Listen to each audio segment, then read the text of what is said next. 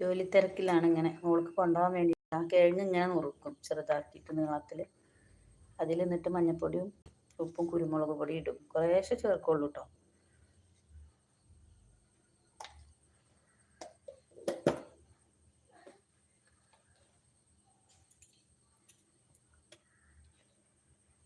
കുറച്ച് കുരുമുളകും ചേർക്കും. അതാകുമ്പോൾ അങ്ങനെ കഴിച്ചോളും. ഉപ്പും ചേർത്തിട്ട് പൊരിച്ചെടുക്കും.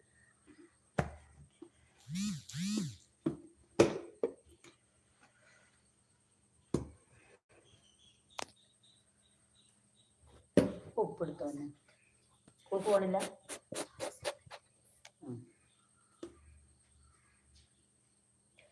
പുൾക്ക് കഫക്കെട്ടും പനിയൊക്കെ ആയിട്ടേ സുഖമില്ല.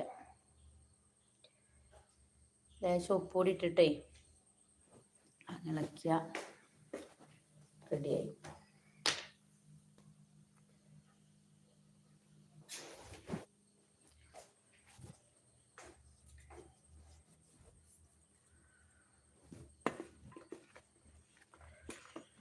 ഒക്കെയാണ് പണികൾ.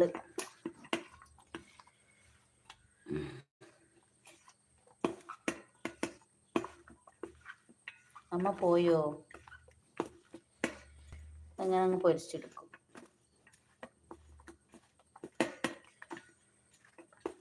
കുറച്ച് സമയം ഒരു 5 മിനിറ്റൊക്കെ റെസ്റ്റ് ചെയ്യാൻ വെക്കും കേട്ടോ. എന്നിട്ടേ പൊരിക്കുള്ളൂ. കറക്റ്റ് ആക്കും ഉപ്പൊക്കെ.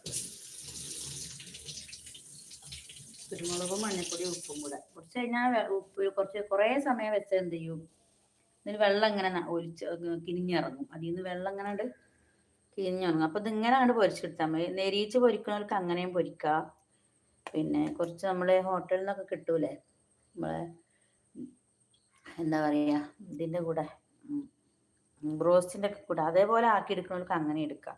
അതിലൊന്നും ചേർക്കൂലല്ലോ, ബ്രോസ്റ്റിൻ്റെ ഇതിലൊന്നും ചേർക്കൂലല്ലോ. അതേപോലെ അങ്ങ് പൊരിച്ചെടുക്കല്ലേ ചെയ്യുക. ഇതിൽ നമ്മളിങ്ങനെ ചേർത്ത് കുറച്ച് സമയം ഉപ്പ് പിടിക്കാനൊക്കെ വേണ്ടിയിട്ട് നമ്മളങ്ങനെ കുറച്ച് നേരം റെസ്റ്റ് ചെയ്യണം കേട്ടോ.